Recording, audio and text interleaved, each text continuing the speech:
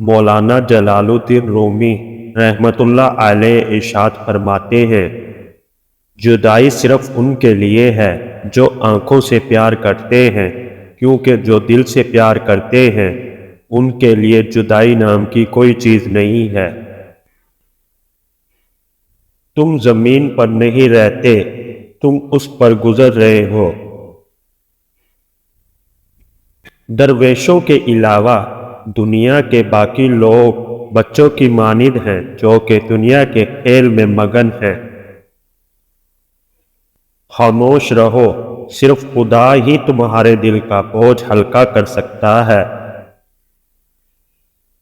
ہر کسی کو کسی نہ کسی کام کے لیے بنایا گیا ہے اور اس کام کی تمنا ہر دل میں ڈال دی گئی ہے۔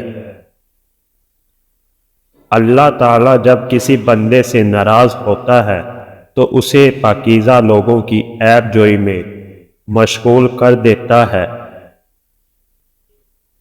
جینا چاہتے ہو تو پرندوں سے سیکھو، کیونکہ جب وہ چہکتے ہیں تو انہیں پرواہ نہیں ہوتی کہ ان کا چہکنا کس کس کو ناگوار گزرتا ہے۔ انسان کا دل اور نظر قابو میں نہ ہو تو وسوسے پیدا ہوتے ہیں۔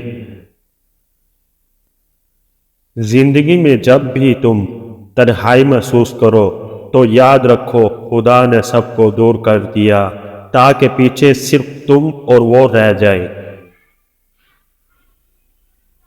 اگر تم قرآن کو آنکھوں سے دیکھو گے تو الفاظ نظر آئیں گے، دماغ سے دیکھو گے تو علم نظر آئے گا، دل سے دیکھو گے تو محبت نظر آئے گی، اور اگر اپنی روح سے دیکھا تو تمہیں خدا نظر آئے گا۔ اتنا جھوٹ نہ بولو کہ تمہارے سچ سے اعتبار ہی اٹھ جائے۔ اپنا حق چھوڑنا بھی صدقہ ہے، خالی غصہ ذبح کر دیا کرو، یہ بھی صدقہ ہے۔ نیک لوگوں کی صحبت اختیار کرو کہ صحبت میں بڑا اثر ہوتا ہے۔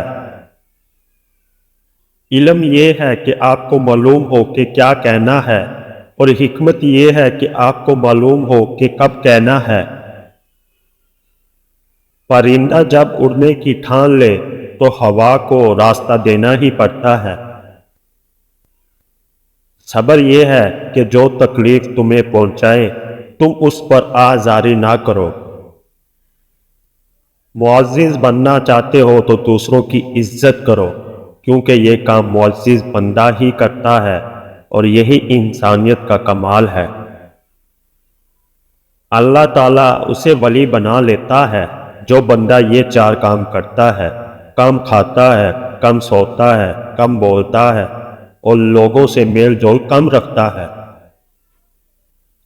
زندگی میں دو لوگوں سے دور رہنا، ایک مصروف، دوسرا مغرور، کیونکہ مصروف اپنی مرضی سے بات کرتے ہیں اور مغرور اپنے مطلب کے لیے یاد کرتے ہیں۔